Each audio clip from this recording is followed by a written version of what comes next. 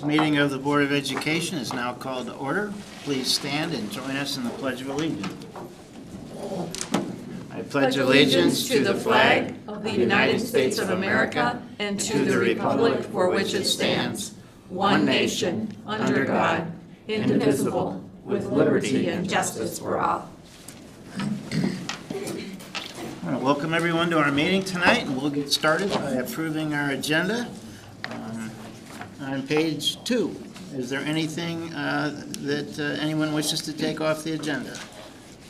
Randy, if you would please, board members, I'd like to remove the required action item, the building site and sinking fund resolution. Since, we've been bringing you information about that since, I believe, December, and we're still collecting some information in particular around the cost of that election and the fact that we might be the only, in all likelihood, the only entity that would be having an election in May, which causes the entire burden of cost on us as a district. So we're still evaluating that, and I'd like to bring a recommendation, and I feel uncomfortable bringing this recommendation to you at this time, so I'd like to bring a recommendation to you at the February 12th meeting, which still has our options for conducting either a May election or at some subsequent time, and still keeps us on course for that renewal of the BSSF. So I'd like to, for those reasons, pull that off the agenda for tonight. Okay, Mark, very good. Is there a motion then on page 2 to approve the agenda as amended? Go ahead. President Van Antwerp, I move that we approve the agenda as amended. Thank you. Second. Thank you. All in favor, please say aye. Aye. Opposed? The motion passes, and we'll move forward with our amended agenda, and we'll start again with the superintendent's report. Well, thank you. So we have 4 reports. The first one I want to do, though, is in recognition of School Board Recognition Month. We'd just like to acknowledge the service of our board in this month. So I'm just going to walk over here. So we have. Can you pull up the next slide here? This is just thanking you, and I thought I'd share with you just a few numbers that come to mind as I think about this board. So the 7 board members that are serving on the Board of Education set policy, you establish broad goals, you make decisions around the best interests of the approximately 8,700 EPS students that are housed in 14 buildings across the district. So I've gotten you through the first 3 numbers if you're following me.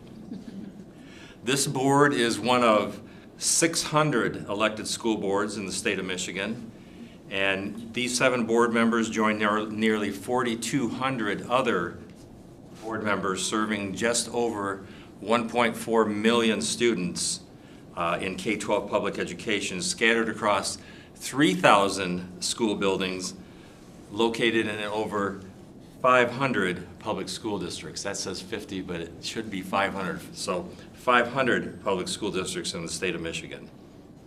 This year, the board has held 23 different school board meetings. That includes regular meetings, work sessions, and retreats, plus the additional committees that board members sit on, as well as the visits that you've been doing to some special events in the schools that we're currently visiting.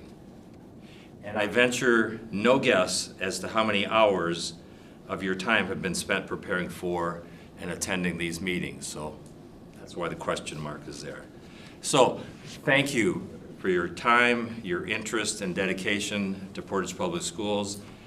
And thank you too for representing the community that you serve, addressing complex educational issues and making sometimes very difficult decisions on behalf of the entire district.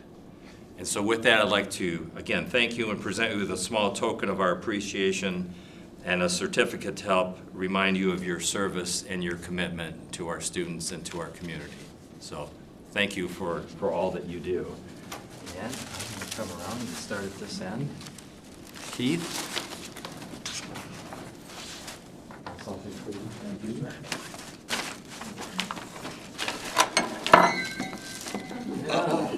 So much for your service. I'm amazed. Thank you. Yeah, it's that little gold thing down on the ground. Thank you so Terry. much, thank you. So I don't know if I've got my years of service right. I know Keith has served a couple of years. Is this 3? 2019 was actually the first time in. Okay, Yeah. so you're at the 4-year level. Emily is finishing up her first year. Terry, how many years? 10. 10 years for Terry. I know it's been longer for Randy. Do you have Randy's, or is he going to skip him? No, we're going to skip him. Well, Randy was here since, 2009? Correct. 2009, so one of our veterans. Thank you. And Bo? Hey, Mark. You are Hey, thank you. Yeah. about where Randy is, aren't I'm you? 6 months behind Randy. All right. Yeah. Well, Thank you, thank you. And Thank Ian is you. finishing up her first Yeah. year as an Thank you. appointed member, and Kimberly, congratulations, you're also finishing up your Yes. first year, entering your second year, so can we show them a round of applause, please?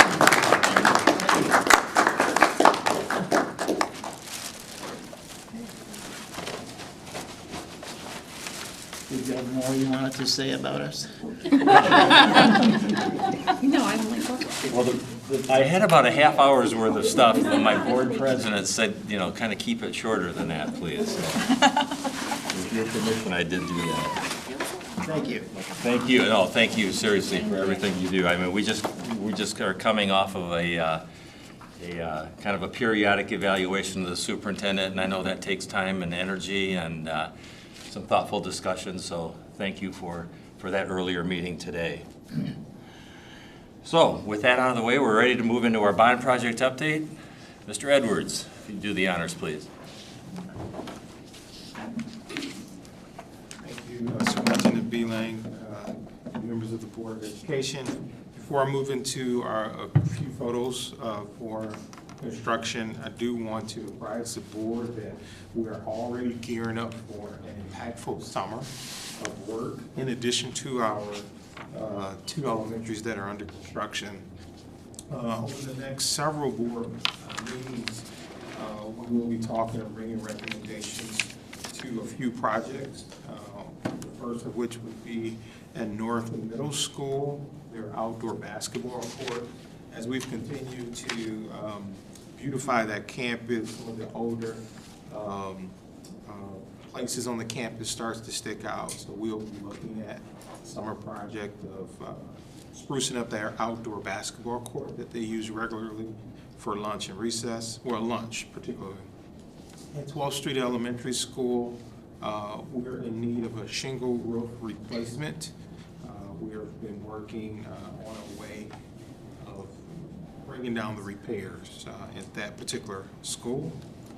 Third, we'll be looking at a new boiler at PCEC. At our last evaluation or update, our inspector recommended the replacement of that particular boiler. And then finally, back to 12th Street, we've been looking at some ways to improve our visibility and our exterior signage at 12th Street. They have a digital panel right now that has caused us some challenges. We're looking at a replacement of that sign. So those will be some projects that we'll talk later about, but just wanted to put that on the forefront of some items that we'll be looking at for this summer. I have a brief slideshow. At least once a month I want to just show some of the pictures. Some of you may or may not have the opportunity to drive past some of our sites. So these are just some visuals, and then I'll explain a little bit more about the actual construction. Just starting first at Central, it seems like every day we have more and more bricks coming in and more walls coming up. And if you drive past, you'll see the masonry team working, and they have their scaffolds up and ready to go. We actually have our first crane on the site as well, and those structural steam beams you'll see standing out. Those beams face the north, and that's our learning communities area. Last photo at Central L is just another angle of the construction, and we've had a couple chilly days, as you all know. But for the most part, work has continued to go. And it's great to have these warmer climates at this time as well. Over at Haverhill, as the board knows, we've staggered the construction timeline, so everything you see between the two are about 30 days difference. So Haverhill does not have as much structural steel up at this time just yet, but more will be arriving.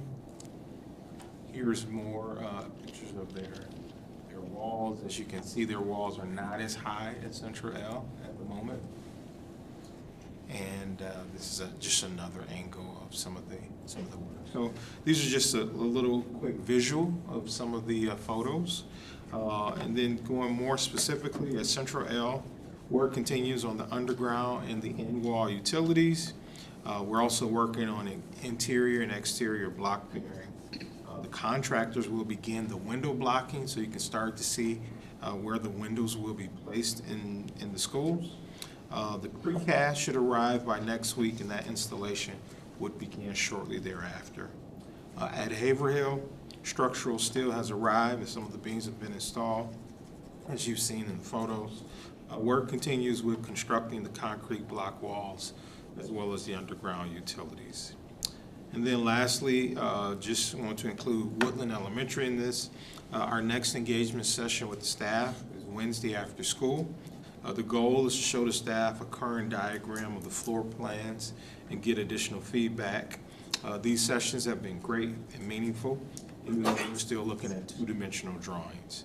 And then our next schematic design meeting with the leadership team will be next week. So that concludes my update for the bond projects. I'll be happy to answer any questions of the board. Thank you, sir. Thanks, Johnny. Next up is our financial report. And, Paula Johnson is here for that. Good evening, Superintendent and members of the board. As I prepared this financial presentation in my office, I sat and I thought, how can I make it as exciting as the first half of the last night about the Lions? And I'm like, I just don't think I can do it. There's no comparison. I cannot put as much excitement into this financial report as that game was for the first half. So, included in your board packet represents our financial standings through December 31st. That's halfway through our fiscal year, even though it's not halfway through our school year, but it's halfway through our fiscal year, according, to the state of Michigan. I'd like to start out on page 1, like I always do. I'll point out a few things in revenue.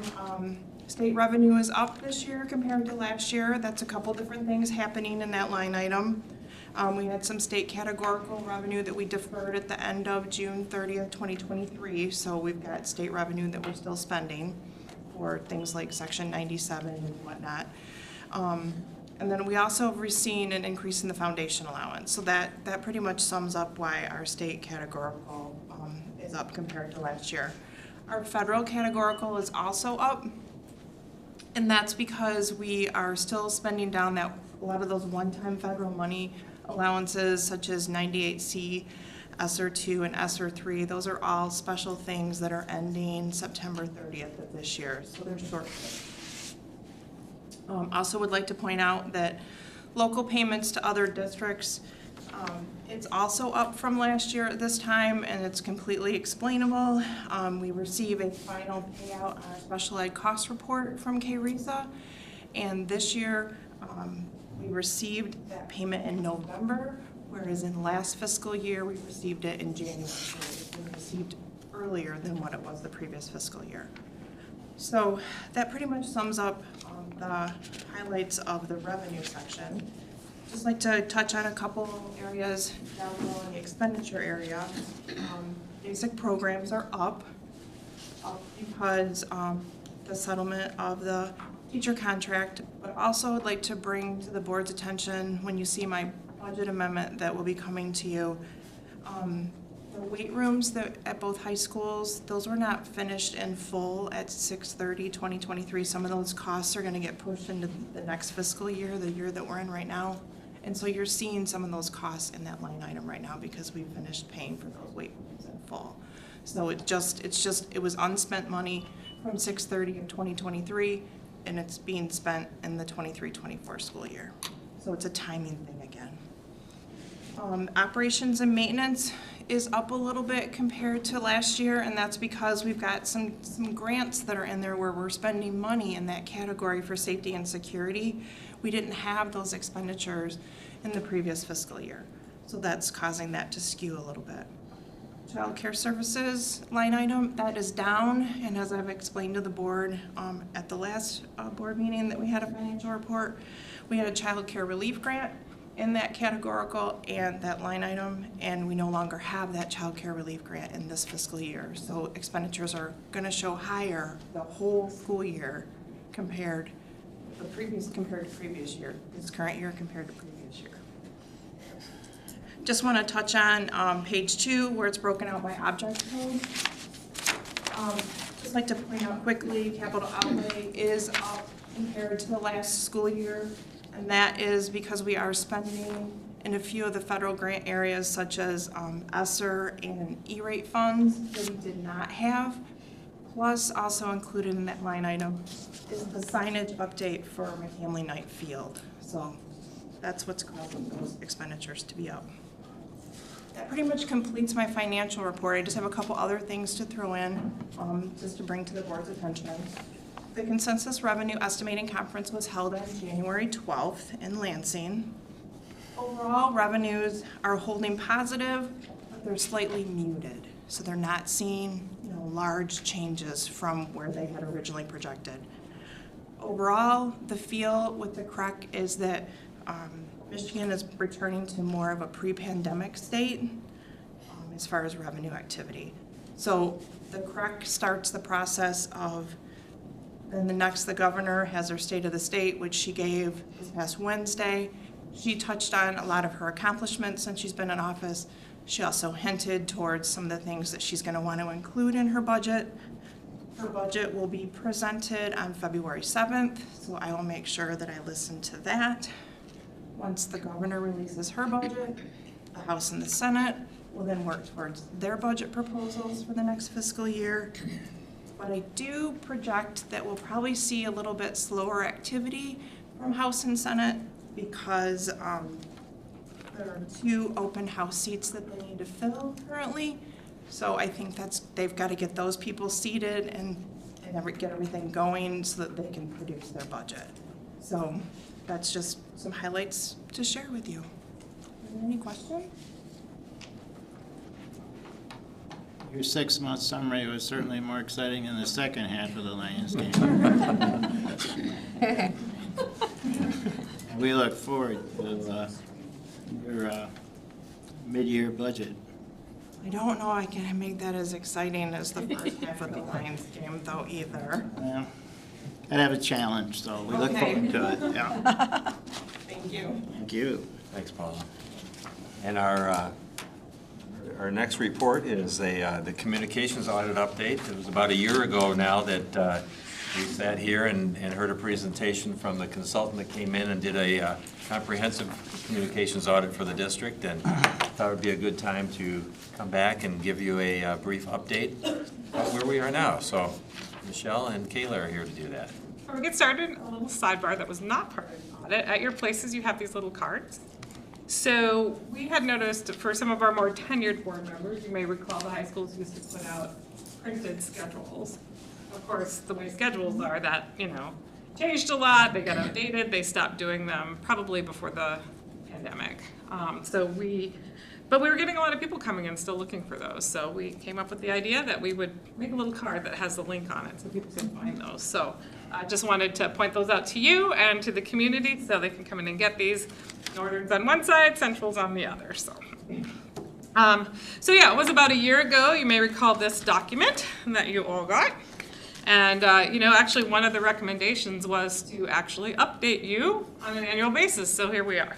And Kayla is joining me as well this evening. So on our first slide, oh, I have it.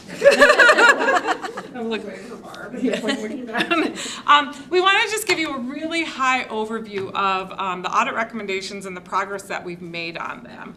So you may recall there were 8 different recommendations, and I'll just, we didn't put them on the slide probably, but I just want to run through them real quickly. The first was to develop and align strategic communications plans and responsibilities. That one is dependent on a lot of these other ones being done, so that's probably going to be the one that gets filled in last there. Strengthening the internal communication process, standardizing and enhancing parent and family communications is number 3. Number 4, engaging the public in conversations about their schools. Number 5 was strategically engage the community through social media and video. Number 6, incorporate marketing strategies into a strategic communication and marketing plan. Number 7, increase methods for effectively communicating with non-English speaking families. And number 8 is expanding board outreach and communication. And then we came up with a few of our own things as well. So what we want to do tonight, we're not going to go through each of these because what we did is we kind of broke this report apart and created it in a kind of a strategic plan with actual like check-offs. So we're going through pretty regularly and checking off those things that we accomplished. Some of them are big things, some of them were pretty little, like quick wins. So all of those are kind of incorporated into that overview. But we wanted to go through some of the, probably the bigger items that we've been able to accomplish for the last couple of years.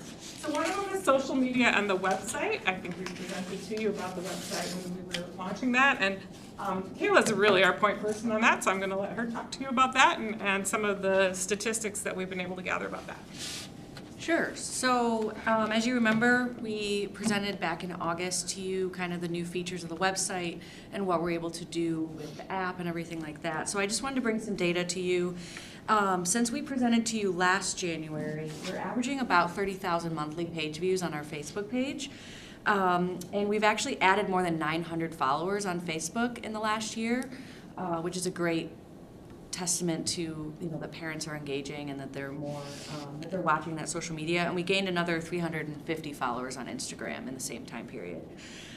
This post that's featured here, brick walls going up at new elementary schools. So that was actually a newsfeed post. So that goes on our homepage of our website, and then at the same time we put that on Facebook and hit people in 2 different places. That reached 34,000 people on Facebook alone. So that's a great way to spread news about the district. We are able to, from the district, share news and events and important information directly to all 14 buildings, as well as the district website as well. And we are working to increase some of the more school-specific news and events that are shared through that website. Obviously, the push notification system has been a great thing when we had all our snow days and our cold days, but even earlier in the year when the calendar was approved and we were able to alert families to that right away so that they knew to book their vacations and all of that kind of thing. And then the last thing I wanted to touch on, Aptitude, which is the company that does our website, offered virtual training for our principals and our webmasters or our content contributors. But I also spent a lot of time with principals and webmasters over the first semester, really troubleshooting and training them on how the website works. So that was another big thing that we accomplished this school year.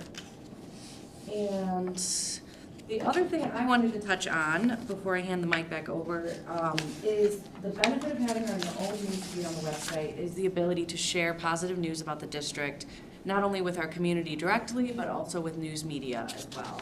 And so we, this school year alone have had some really great coverage about some of our amazing staff and students and the things that they're accomplishing, including the teacher pipeline program through Human Resources. Austin Giles was an amazing sport through all the interviews I made him do on that program. A new tutoring program for our unhoused students and how that's helping those students in particular.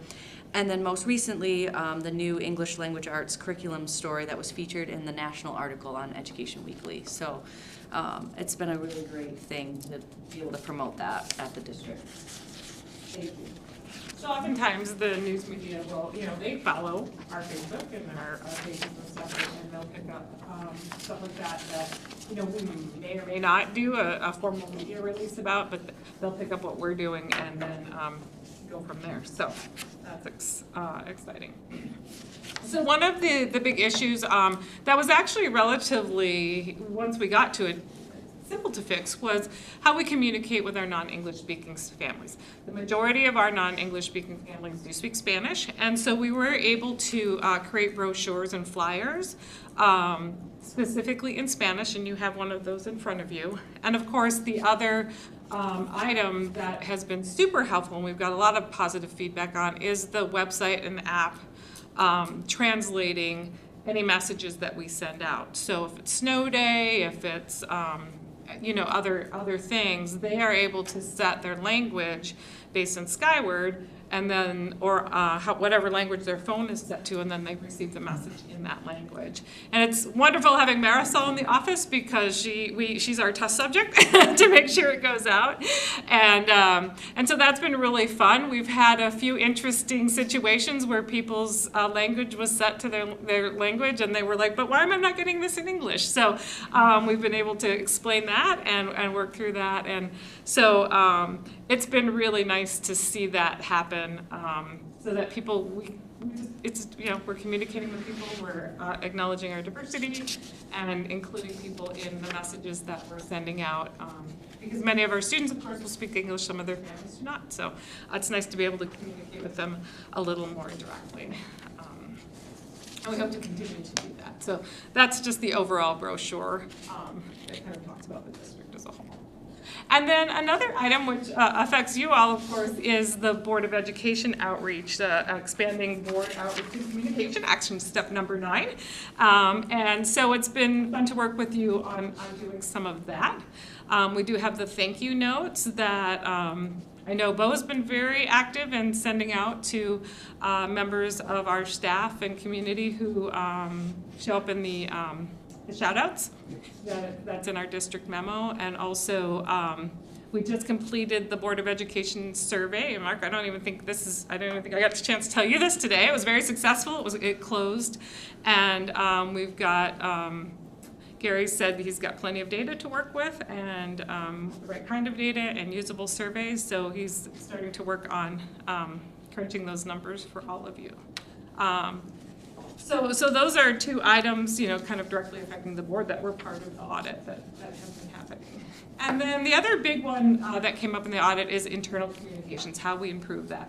So our district memo is our internal newsletter, and that has gone out for years weekly. The recommendation was to make that a little more significant of a communication, have more important stuff in there. It's a lot of fluff in the past, which is great. We still have some of that in there, but change that to every other week. So again, people are not just getting flooded with different things. But then throughout the organization, in the different departments, there really has been an effort to consolidate all the different communications. So again, we're not just sending out lots of emails, and I think particularly the curriculum and instruction department has really condensed their communications. It's kind of a running weekly administrative update.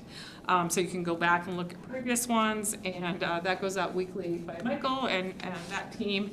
And I think that has really streamlined that. There's also the office staff news that is sending out relevant information for those folks. And so again, the impact of the communication audit is not just the communications team, but we're really using this to really improve communication across the board. And so that's exciting, because and there's the Lions. Yeah. Thought it might be a little bit, but, we still love them. I'm kind of a Packer fan, but I was a Lions fan yesterday, so. So that's really all we have. Just kind of, again, high level. If you're interested in more detail, we're happy to sit and share with you. But if you have any questions, happy to take those on. All right. Use of the app. Yes. Oh, yes. Oh, I actually have data for that. Was that your question? That was my question. And I jotted it down on my notes, and I forgot to mention it. So when we were here in August, our numbers doubled kind of from 2,000 app downloads to about 4,000 app downloads, right around that time that I presented to you in August.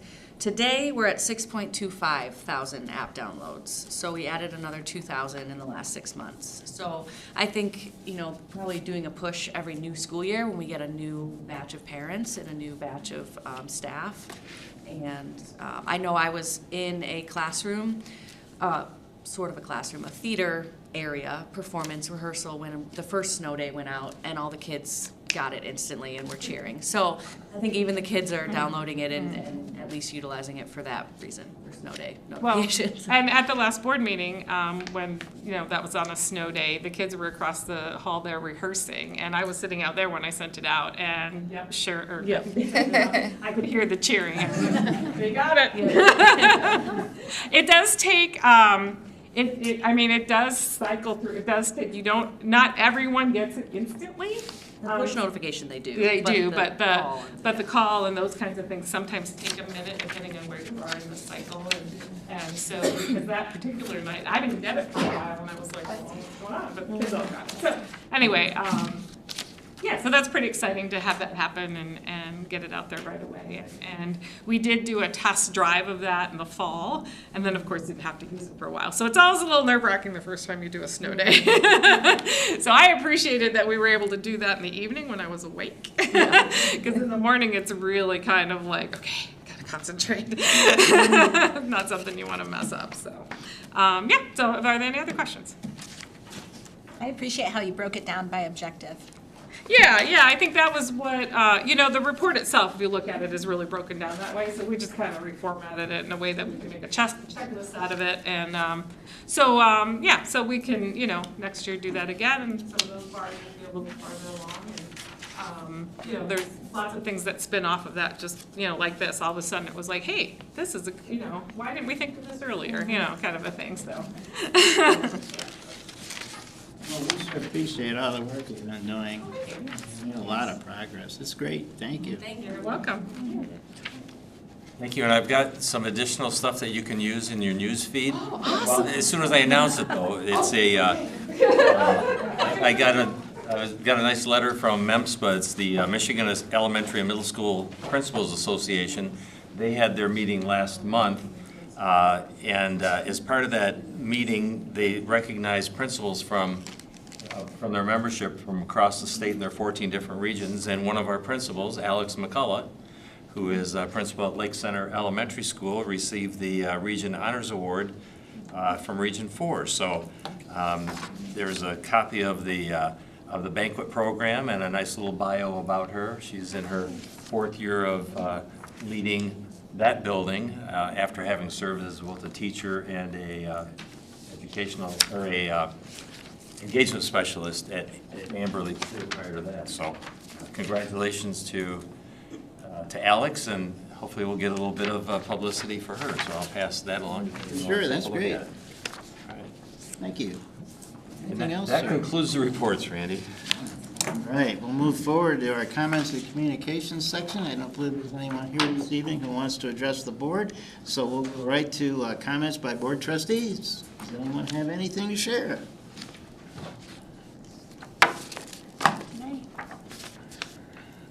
All right, the only thing I have is I just want to thank everyone in our community who took the time to do our survey. We're looking forward to getting those results, and those results will be shared with the community when they're compiled in a few months. So we look forward to that, and thank you. All right, we'll move to our consent agenda. On page 7, we have 2 items tonight. First, the minutes from the January 15, 2024 organizational meeting, committee of the whole work session and closed session. And second, that the Board of Education authorize the purchase of audiovisual equipment for the music rooms at Central and Northern High School from Parkway Electric of Holland, Michigan, in the amount not to exceed $61,063.79, the proceeds for which to be drawn from the 2021 bond fund. Are there any exceptions to the consent agenda as presented? Thank you. Therefore, the consent agenda is approved. And we'll move to our next item on our agenda, which is a discussion item on page 41, and that is policy revisions, and I believe Brad is going to help us with that this evening. Good evening, trustees, and thank you. And yeah, bringing some policy revisions tonight for the board's consideration and passage for at the next meeting. And these are being driven by changes to para, which took place from the legislature last year. So a lot of items that were previously solely in the purview of the board and administration will be now negotiated items. So you'll see that in the first policy listed. A lot of things that have been crossed out that used to be the sole purview of the board, of course, will now be subject to negotiation. And then a lot of the other policy changes are related to those things as well. Probably the biggest one that's going to impact our daily operations is the evaluation. This affects both the administrators and the teachers. Right now, there are 4 categories for evaluations. Those are going to 3 effective July 1st, 2024. There's also subsequent changes to the Teacher Tenure Act related to those as well, where a teacher can achieve tenure faster than the 5 years depending on their evaluation scores there. So a lot of the policy is just reflecting the new realities that came out of Lansing with the passage of laws last year. That's what the updates are for. These have come from Neola, but were also reviewed by Troon Law, our law firm.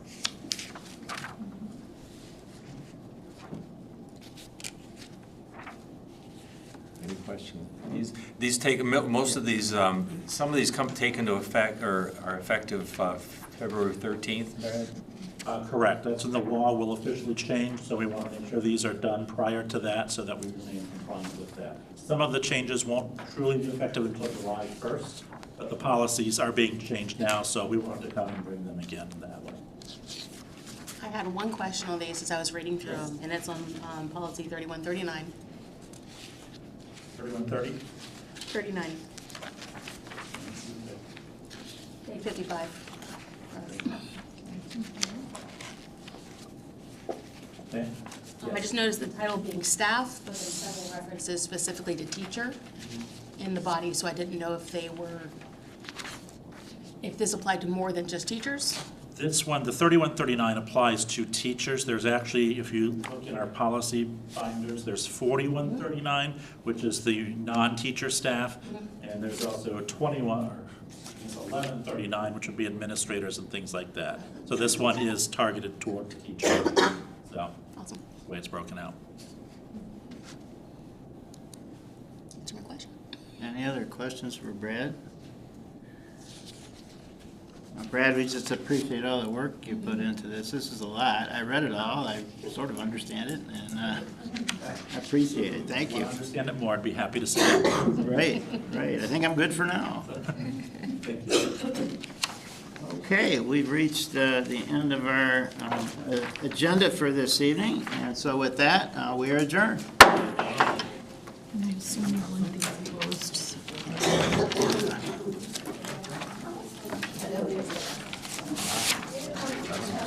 No record, though. I know. Went too long on the... It's on the recognition, I should have cut that recognition. I know. You know what? Speed it up, speed it up. Hey.